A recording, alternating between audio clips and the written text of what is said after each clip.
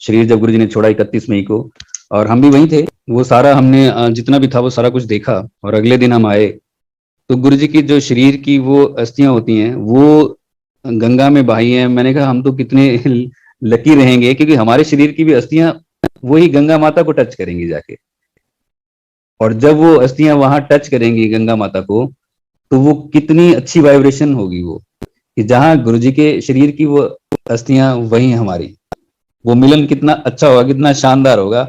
अगर वो सोल हमारी वो फील कर जाए वो वाइब्रेशन उस टाइम की, वो कितनी जबरदस्त होगी, कि हम भी वहीं जहां गुरुजी का शरीर, शरीर छोड़ने के बाद तो हम हमारी रूह गुरुजी के पास जाएगी, शरीर तो यहीं रह जाएगा।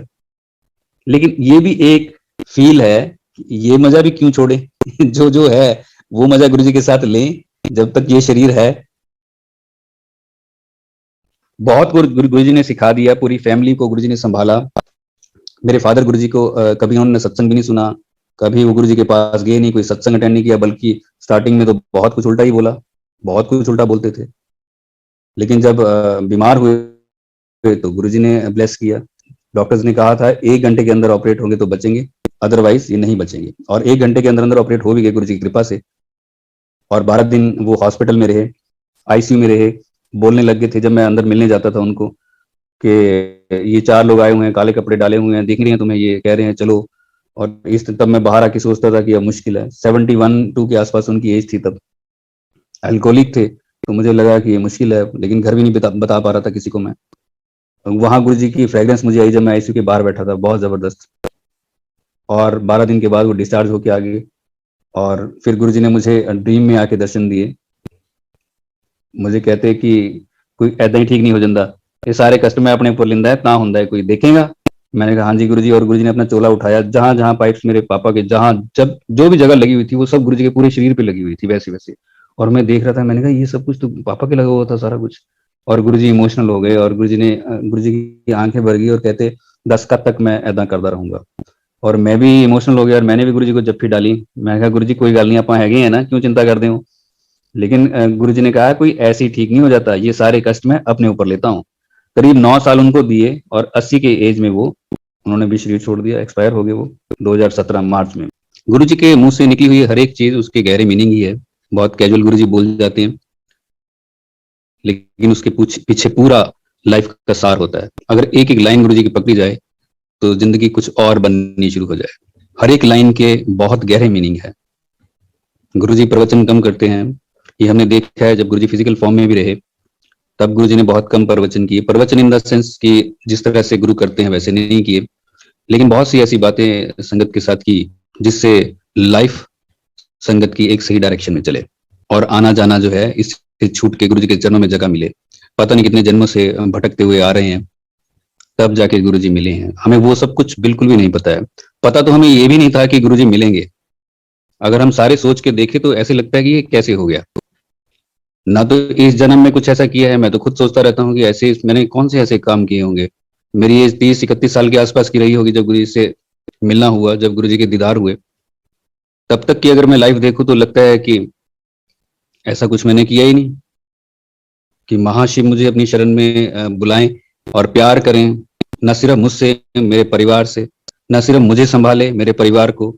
न सिर्फ मेरे शरीर का काम करें, मेरी रूह का भी करे। हर चीज संभालें, एक एक कदम मेरे साथ साथ चले। ये कब सोचा था? ये तो मैंने सोचा ही नहीं था। जिंदगी पता नहीं किधर जा रही थी, और अगर कहीं वही चलती रहती तो आना फिर से फेल हो जाता। अभी भी जो भी कर रहे हैं वो गुरुजी कर रहे हैं, हम फिर भी कई जगह फिसल जाते हैं, फेल हो जाते हैं। गुरुजी का जब दीदार हुआ 2005 में, तो ऐसे लगा, गुरुजी डेंटल कॉलेज बद्दी में आए थे इनॉग्रेशन के लिए। वो बहाना हो सकता है गुरुजी का, या फिर वो भगवान है, वो तो उनको पता है क्यों आए थे। तो ऐसा लगा जब गुरुजी गए 3:30 के आसपास गए, 11 बजे के आसपास आए, और ये 4-5 घंटे गुरुजी वहां रुके।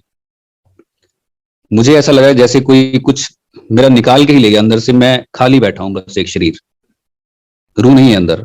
मैं लंगर कर रहा हूं, लेकिन मेरा ध्यान गुरुजी पे ही लगा हुआ है। गुरुजी का आना, चलना, बोलना, देखना। हालांकि गुरुजी बोले बहुत कम है ये पूरी विजिट में, और मुझे डॉक्टर पुनीत ने बताया था कि साथ साथ रहना, गुरुजी की डिवाइन रेज निकलती हैं।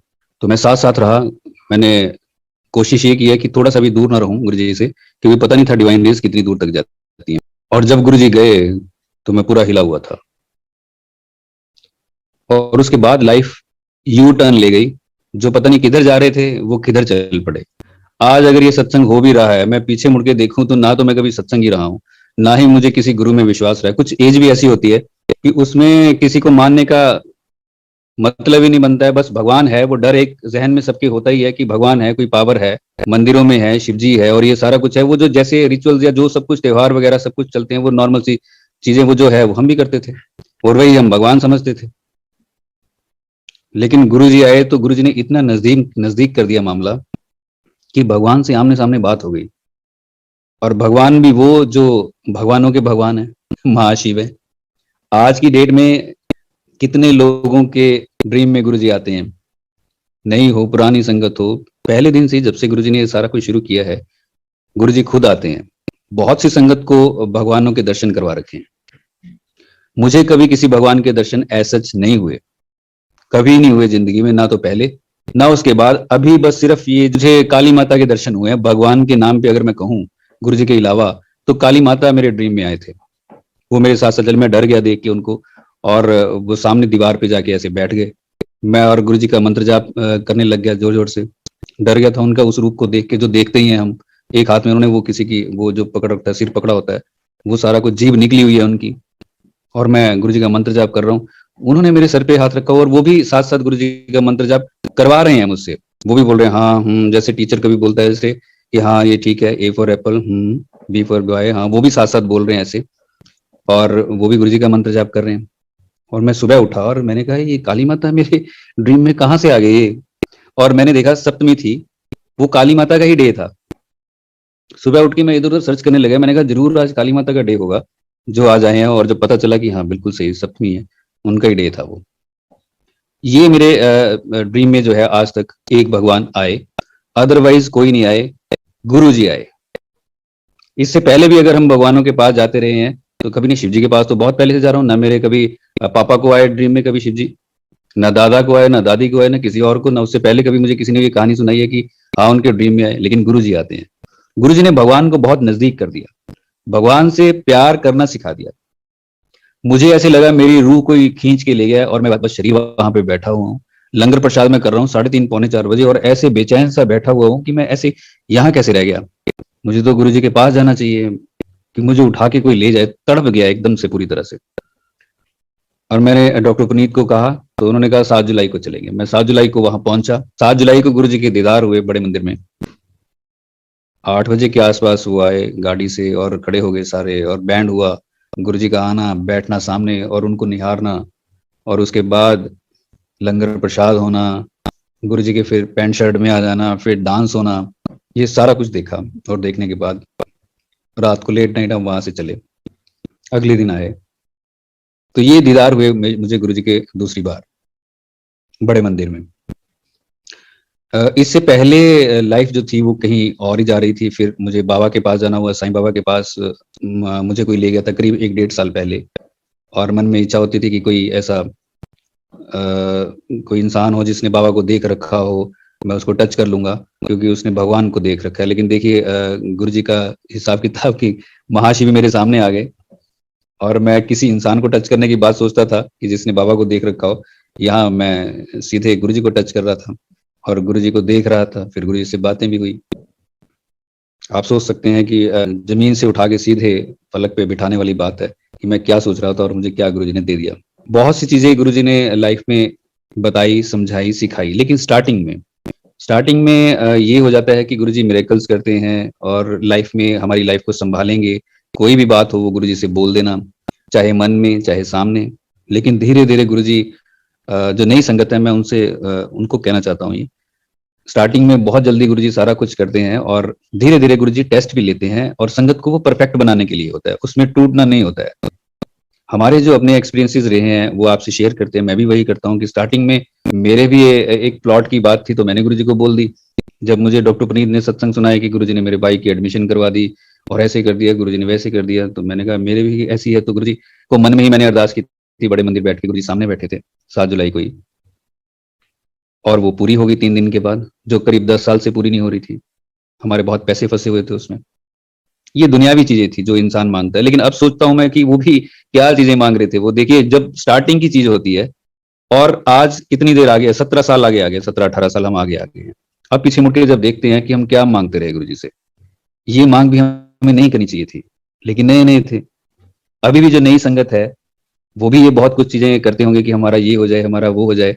हम अपने एक्सपीरियंस से आपको यही बताना चाहते हैं कि जो भी मांगना वो सोच समझ के मांगना, डे वन से ही।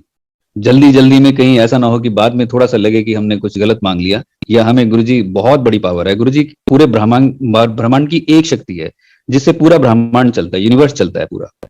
जितने भी देवी देवता, भगवान, कोई भी हो, किसी भी धर्म के, सब गुरुजी उनसे ऊपर है। गुरुजी से ही निकले हुए हैं। इनफैक्ट जितने भी अवतार है वो सब गुरुजी के हैं। तो उनसे अगर छोटी सी चीज मांग लें कि हमारा ये प्लॉट का काम हो जाए, हमारी नौकरी का काम हो जाए, हमारा शादी का हो जाए, तो ये हम बहुत छोटी चीज मांग लेते हैं। बाद में पछतावा होता है। जिंदगी जैसी और आगे जाएगी तो फिर पीछे मुड़ के देखेंगे, इसमें भी हम पता नहीं और क्या क्या ऐसी छोटी छोटी चीजें मांग लेंगे। गुरु जी दे भी देंगे, लेकिन खुद को शर्म आ जाती है।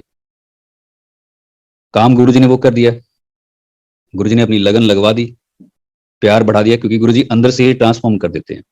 जबकि मुझे गुरु के नाम से चिढ़ होती थी, गुरु पूर्णिमा नाम से मुझे चिढ़ होती थी कि गुरु पूर्णिमा, यार किसी इंसान के पीछे लगे हुए हैं ये लोग, पागल है।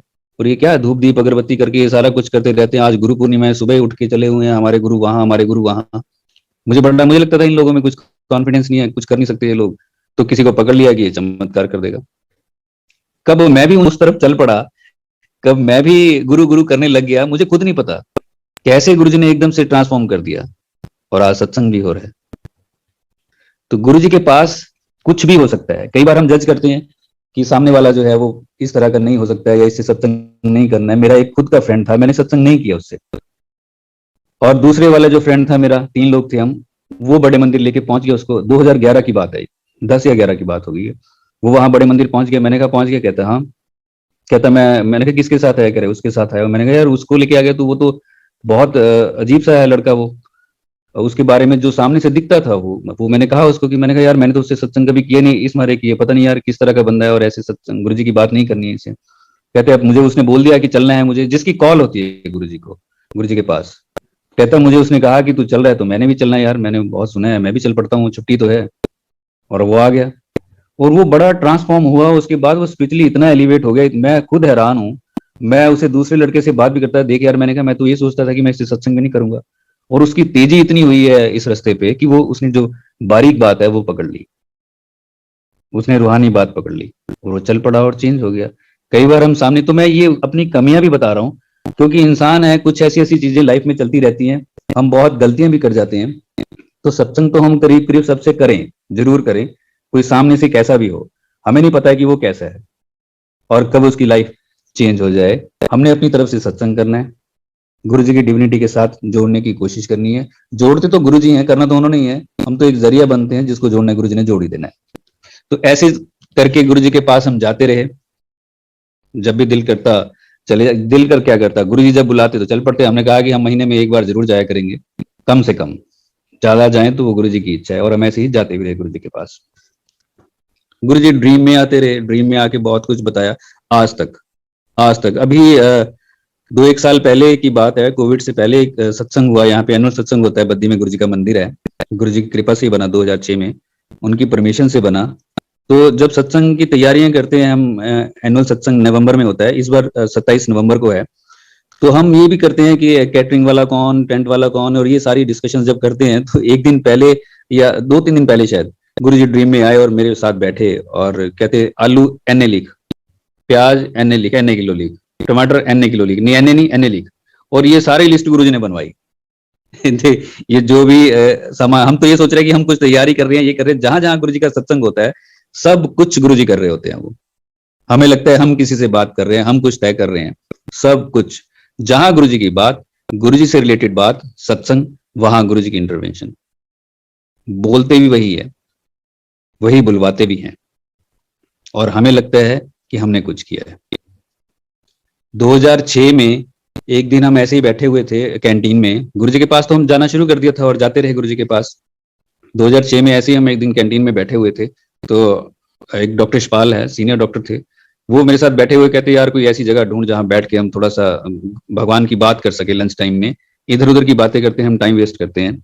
गुरु जी के पास हम जाना तो देखो कब से जा ही रहे थे 2005 से, लेकिन तब भी ऐसी वैसी बातें हो ही जा रही थी। ये कैसा वो कैसा, ये ऐसा कुछ ना कुछ चलता ही रहता है। सारा दिन तो 24 घंटे तो हम सत्संगी होते भी नहीं है, गुरु जी की संगत भी नहीं होते हैं। ये तो बड़ी कड़वी सच्चाई भी है। अगर कोई रहता है तो वो बहुत अच्छी बात है, संगत वास्तव में वही है जो 24 घंटे संगत रहता है। मैं 1 घंटा भी सत्संग कर दूंगा, उससे मैं सिर्फ उससे मैं संगत नहीं हो जाऊंगा। संगत में तब हो जाऊंगा जब गुरु जी की कही बातों को मानूंगा, उसके उनके हिसाब से चलूंगा। सिर्फ बोल देने से नहीं होगा, सिर्फ सत्संग करने देने से, मैं कर देने से संगत नहीं बन जाऊंगा। संगत एक बहुत बड़ा वर्ड है, बहुत बड़ा वर्ड है। गुरु जी तो प्यार से हमें कह देते हैं मेरी संगत, लेकिन आप हम भी खुद सोच के देखें कि संगत कितना बड़ा वर्ड है। संगत बनने के लिए क्या क्या करना पड़ता है,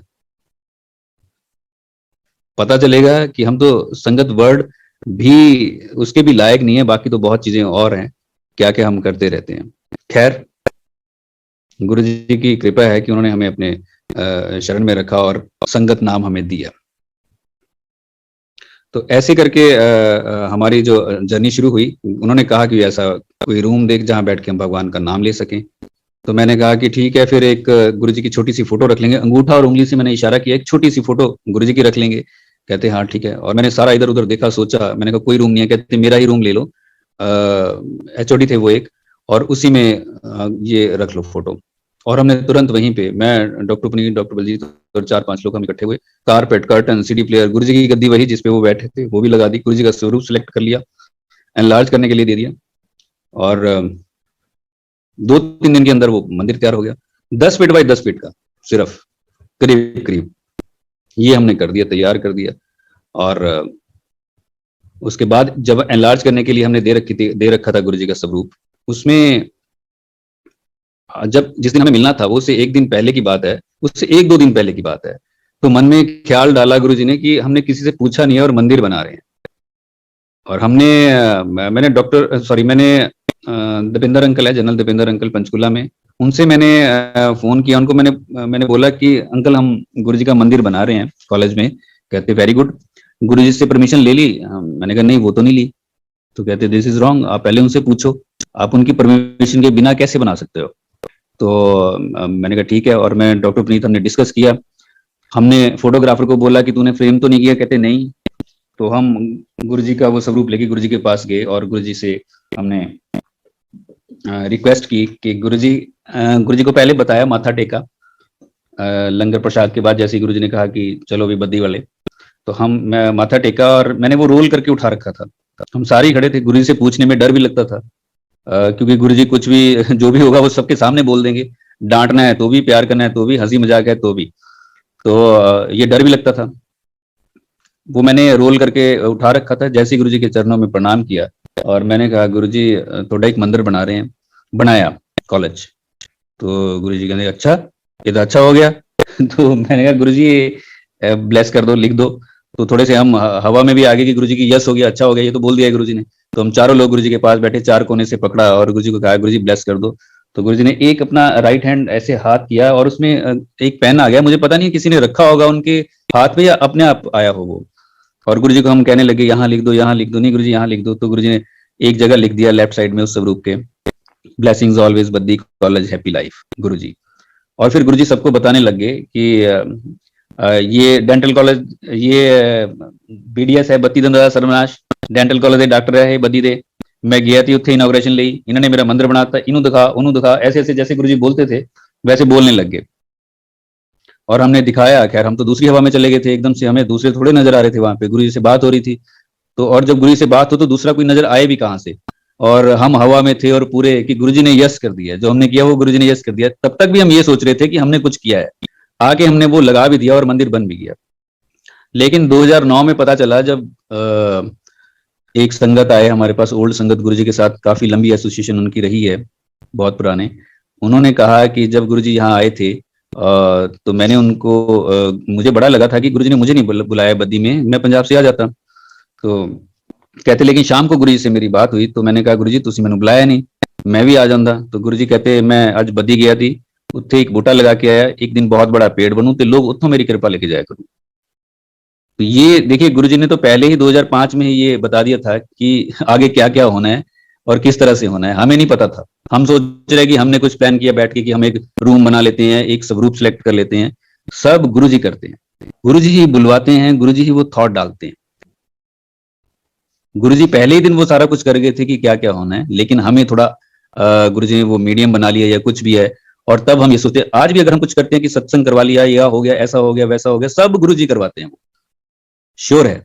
और सबको पता भी है कि करवाने वाले वही है, और कौन होगा। इस तरह से ये मंदिर बना, और मंदिर के बाद सत्संग शुरू हो गए। गुरुजी के पास आना जाना हमारा वैसे ही लगा रहा। गुरुजी के पास आना गुरुजी की इच्छा से होता है। मैंने ऐसे भी देखे हैं, वो सत्संग में फिर से शेयर कर देता हूं, कि जो गुरुजी के पास बिल्कुल पहुंच के वहां तक नहीं पहुंच पाए हैं, गुरुजी के दीदार नहीं हो पाए, गुरुजी ने वहीं से वापस कर दिए, बोल के नहीं, वैसे।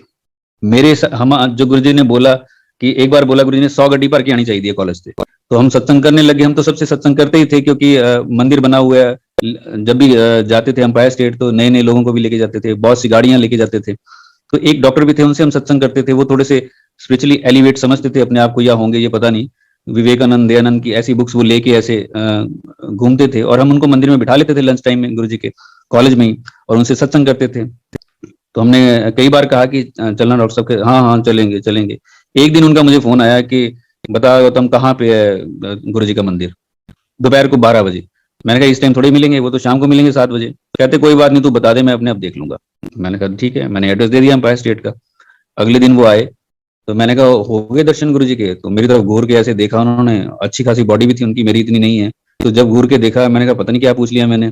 तो कहते नहीं यार, हुए नहीं।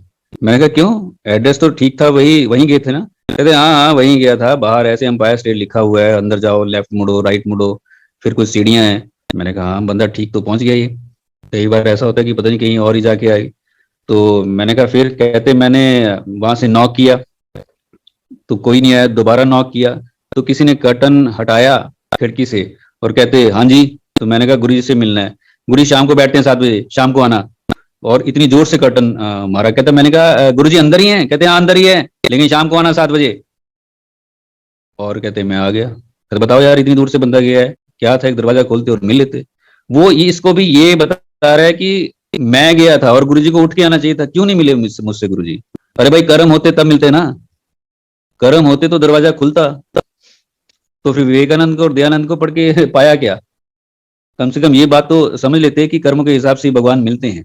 तो देखिए वो वहां तक पहुंच के भी वहां नहीं पहुंच पाए, नहीं दर्शन कर पाए। ये 2007 की बात कर रहा हूं मैं, गुरुजी के शरीर छोड़ने से 2-3 महीने पहले की। गुरुजी ने शरीर छोड़ दिया और उन्होंने दीदार नहीं किए गुरुजी के, क्योंकि उनको ये लगा कि गुरुजी ने दरवाजा क्यों नहीं खोला। अरे उस टाइम ना चलते, अगली बार चलते हमारे साथ। हम तो 25 मई को भी गुरुजी के पास गए थे, गुरुजी के शरीर छोड़ने से कुछ दिन पहले, लेकिन तब भी नहीं वो गए। उन्होंने अपने दिल पे ले ली बात। एक बार हम वहीं पे बैठे हुए थे एम्पायर स्टेट में ही, बाहर ही चाय प्रसाद आ गया था। ये मैं आपको वो बता रहा हूँ कि हम गुरुजी के पास जाना कई बार बहुत ऐसे ले लेते हैं कि ये तो कोई बात नहीं, यहाँ भी सत्संग हो रहा है, वहां भी सत्संग हो रहा है, सैटरडे को कहाँ है, संडे को कहाँ है, और हम चले हुए हैं। एक ऐसे ही ना ले लें कि फॉर ग्रांटेड हो रहा है कि ये सत्संग में जा रहे हैं। नो, गुरुजी की इच्छा से वहां पहुंच रहे हैं। अगर कहीं गुरुजी किसी को रोक दें तो एक कदम ना उठा पाए कोई। चाय प्रसाद बाहर आ गया, 8:30 हो गए, 7 बजे से। हमें ये लालच रहता था कि 7 बजे दरवाजा खुले और गुरुजी सामने हो, बीच में कोई ना हो। उस इच्छा से हम भागम भाग करके यहाँ सुबह से निकलते थे, और वहां जाके सबसे पहले बैठने की कोशिश करते थे। मुझे लगता है सारे ऐसे ही करते होंगे, क्योंकि गुरुजी पैंट शर्ट में होते थे और कैजुअल सी बात भी हो जाती थी कई बार। 8:30 बजे चाय प्रसाद बाहर आया, अंकल आया, हमने पूछा अंकल चक्कर क्या है, आज बाहर ही बैठे हुए हैं। और सामने अपोजिट उनके वॉशरूम एरिया था अंपायर स्टेट मंदिर के, वहां पे भी संगत बैठनी शुरू हो गई। हमने कहा कि गुरुजी अंदर ही है? कह रहे हाँ गुरुजी तो अंदर ही है। दरवाजा क्यों नहीं खोल रहे? कह रहे क्या पता, तो गुरुजी की मौज है, कोई पूछ थोड़े सकता है। तो हमने कहा यार इतनी दूर से आए हैं, 1.5 घंटा तो यही निकल गया, और गुरुजी के दीदार करने हैं। वो जो हमें लालसा होती थी, वो ललक होती थी गुरुजी को देखना, निहारना, उसमें से 1.5 घंटा मिस हो गया। हमें लग भी बहुत ज्यादा रहा था कि यार फिर तो गुरुजी 10, 10:30, 11 बजे तक तो गुरुजी कह देते हैं चलो। इतने में क्या हुआ, हमने आवाज सुनी सामने से, पीछे से। हमने सोचा बच्चे कहीं कुछ ऐसे शोर मचा रहे हैं, लेकिन जब वो आवाज थोड़ी सी ज्यादा हुई तो हमने देखा एक अंकल हैं, कुछ 75 के आसपास की एज के रहे होंगे। एक तरफ से उनकी वाइफ ने पकड़ रखा था, एक तरफ उनके बेटे ने पकड़ रखा था, जो लग रहा था। और वो गुरुजी की मंदिर की तरफ आ रहे थे। जो सीढ़ियां हैं एम्पायर स्टेट की, उससे करीब मुझे लगता है 8-10 कदम दूर होंगे, 8-10 भी ज्यादा ही बता रहा हूँ, शायद इतने के आसपास ही होंगे। तो रास्ता देना शुरू कर दिया संगत ने, और वो चिल्ला रहे थे, वो आंटी भी और उनका बेटा भी, साईं बचाओ साईं बचाओ। वो रो रहे थे और गुरुजी की तरफ बढ़ रहे थे। संगत रास्ता दे रही थी, इतने में ही वॉमिट किया अंकल ने, और पूरा ब्लड हो गया उनकी बॉडी पे पूरा, और वहीं फेंट हो गए वो। अफरा तफरी सी मच गई और उनको गाड़ी में बिठाया और ले गए। हम स्टेट के बाहर गेट तक ही पहुंचे होंगे अभी। बाद में बताया किसी ने कि वो हो गया था उनका, जो भी था। और वो अंपायर स्टेट के बाहर गेट, जहां अंपायर स्टेट ऐसे लिखा हुआ है, वहां तक पहुंचे कितना टाइम लगता है? जो लोग गए हैं वहां पे, 1 मिनट भी नहीं लगा हुआ गाड़ी में, दरवाजा खुल गया। और जब देखा हमने, अंदर गए, गमगीन माहौल। गुरुजी वो सेटी जो है पड़ी रहती है वहां पे किचन के डोर के साथ ही, वहां अक्सर गुरुजी बैठे होते हैं। उस दिन खड़े हैं, लेग्स क्रॉस करके, व्हाइट कलर का चोला डाला हुआ है, और ऐसे अंगूठा के जो नाखून है ऐसे ऐसे चबा रहे हैं, और नीचे को कारपेट की तरफ को ऐसे घूर के देख रहे हैं। और फिर थोड़ा सा संगत को देखते और फिर ऐसे करते। थोड़ा सा माहौल गमगीन था। माथा टेका, हम भी बैठ गए। और उसके करीब मुझे लगता है आधे घंटे के अंदर अंदर ही संगत ने कहा, सेवादार अंकल ने कहा कि आज गुरुजी का हुक्म है, आज सारी संगत सीधे घर जाएगी, कहीं नहीं रुकेगी, हाथ भी घर जाके धोने हैं। और हम आगे ऐसे ही किया जैसे गुरुजी ने बोला है। अब देखिए, ये तो बिल्कुल वहां तक पहुंच के भी गुरुजी ने देखो 1.5 घंटा वो, क्योंकि अगर 7 बजे उस दिन दरवाजा खोल देते गुरुजी, तो ये भी एंटर कर जाते। तब थोड़े रोकते कि नहीं बाहर चलो। तब ये गुरुजी ने दरवाजा ही नहीं खोला। गुरुजी को पता था ये कोई आ रहा है, और इनकी किस्मत में इतना नहीं है, बस जो हो चुका इतना ही था। तो वहां तक पहुंच के भी नहीं पहुंच पाते हैं। और ऐसे हो और बहुत से हैं। तो हम इसको बहुत इजी ना लें कि गुरुजी के सत्संग में जा रहे हैं और गुरुजी ने बुला लिया, आ गए चले गए। ये बहुत बड़ी बात है कि गुरुजी हर एक सत्संग में हमें बुलाते हैं, उस सत्संग का हिस्सा बनाते हैं। ये बहुत बड़ी बात है। अगर कहीं गुरुजी नाराज हो जाएं या फिर हमसे कुछ गलती, ऐसा कुछ भी हो जाए और हमें वो सत्संग तक पहुंचने ना दें, जो हमारी खुराक है, वो हमारा सिस्टम है जीने का, और रूह का तो है ही है वो। गुरुजी का सत्संग ही जीवन है पूरा। वो अगर सत्संग ही निकल जाए तो हम लोग क्या है? कुछ भी नहीं है। हमें सत्संग सुनने को ना मिले, अटेंड करने को ना मिले, तो फिर क्या है जीवन? कुछ भी नहीं है। ये गुरुजी के हुक्म से होता है। बहुत बड़ी बात होती है गुरुजी के सत्संग में बैठना, सुनना, दोनों का कल्याण, जो बोल रहा है उसका भी और जो कर रहा है उसका भी। तो बहुत से चीजें जो थी वो पहले भी कई सत्संग में शेयर हो चुकी हैं। मैं अभी 3-4 महीने पहले मुझे ड्रीम आया था। आज भी गुरुजी वही काम कर रहे हैं जो पहले भी कर रहे थे, आज भी वैसे ही है। सबको गुरुजी आके ब्लेस करते हैं। गुरुजी ने पैंट शर्ट डाली और चल पड़े। संगत बैठी हुई थी, तो मुझे लगा गुरुजी इसलिए जा रहे हैं क्योंकि संगत कम है। तो मुझे भी लगा यार क्यों नहीं आए सारे, और पता नहीं है कि गुरुजी आए हुए हैं। मैं इधर उधर कोशिश करने लग गया कि सबको बुला लूं, कि गुरुजी को अच्छा लगता है सारी संगत आए, और अगर नहीं है उसमें कम है संगत तो गुरुजी को बुला ले, क्योंकि गुरुजी तो दोनों बाहें फैला के इंतजार करते हैं अपनी संगत का, ब्लेस करना होता है। लेकिन अगर उसमें ना आए कोई और कम आए बहुत, तो बहुत गुरुजी को लगता होगा, मुझे भी ये लग रहा था। और गुरुजी उठे और चल पड़े, और पैंट शर्ट डाली हुई गुरुजी ने। तो मैंने गुरुजी को आवाज दी, थोड़ा सा आगे निकल गए और एक गली थी उसमें से मुड़ने लगे। तो मैंने आवाज दी, मैंने कहा गुरुजी आ जाओ आ जाओ, सारे आगे, संगत भर गया हॉल। तो गुरुजी ने पीछे मुड़ के देखा और मुझे स्माइल दी, कहते कोई नहीं, मैं तो कचहरी चलिया है, किसी का कोई केस है, उन्होंने भी तो बरी कराना है। तो पहला पहला मैं उन्होंने देख ला, फिर देखते हैं। अब देखो गुरुजी पता नहीं किसका क्या होगा क्या नहीं होगा, आज भी गुरुजी उस काम पे लगे हुए हैं। आज भी गुरुजी ड्रीम में आते हैं और वो ब्लेस करके चले जाते हैं, कल्याण करके चले जाते हैं। हर किसी का, जो नया है वो भी, जो पुराना है वो भी। गुरुजी का पिछले साल जो सत्संग हुआ, एनुअल सत्संग हुआ, या सत्संग की तैयारियां होती है, फंक्शन की, वो कर रहे होते हैं। तो ड्रीम मुझे आता है कि गुरुजी बैठे हैं। पहले तो गुरुजी अंदर खड़े हैं मंदिर के, और किसी को डांट रहे हैं, कोई फैमिली आई और उसको डांट रहे हैं, तेन बुलाया मैं, क्यों आए हैं, जद बुलाऊंगा जदे आना है, बिना बुलाए नहीं आना उरे। ऐसे ऐसे किसी फैमिली को डांट रहे, 4 एक बंदे थे वो। और उसके बाद गुरुजी आके बाहर बैठ गए, और उसके बाद कहते हैं मेरी जराबा ना नाप लो। और नाप लेने लगे हैं। तो डॉक्टर पुनीत नाप रहे थे बैठे, और फीते को कुछ ऐसे ही पकड़ रहे थे वो। तो ज्यादा बड़ा वो कर रहा था उसको, ऐसे करके कहते नहीं नहीं नापी दाऊंगा। फिर मैंने कहा गुरुजी मैं देखूंगा, हाँ देख। और ऐसे करके टाइट करके मैंने पकड़ा, तो गुरुजी कहते हैं हाँ। और वो 9 इंच के आसपास आया वो। ये गुरुजी ने ड्रीम में ही दिखा दिया। पैर का नाप मीन सॉक्स का नाप, कि सॉक्स का नाप लो, और ब्लैक कलर की होनी चाहिए, गुरुजी ने कहा ब्लैक कलर की होनी चाहिए सॉक्स। तो अब देखो ये भी गुरुजी हमने वो लेके आए। जो सत्संग में रखी गुरुजी के, वो ब्लैक ही थी वो, और 9 वाली लेके आए, वो नाप नूप के हम तो पूरा फीता लेके बैठ गए, जब सॉक्स लेने गए, नहीं ये साइज नहीं वो साइज दो, और वही लेके आए जो गुरुजी ने बताया। आज भी गुरुजी हर कुछ जो है वो देख रहे हैं।